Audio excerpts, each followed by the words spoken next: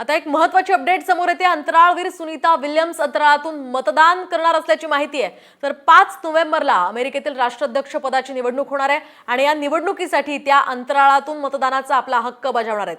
गेल्या जून महिन्यापासून सुनीता विल्यम्स आणि बुच विल्मोर हे आंतरराष्ट्रीय अवकाश स्थानकातच आहे। यानातील तांत्रिक बिघाडामुळे त्यांचा अंतराळातील मुक्काम वाढलाय।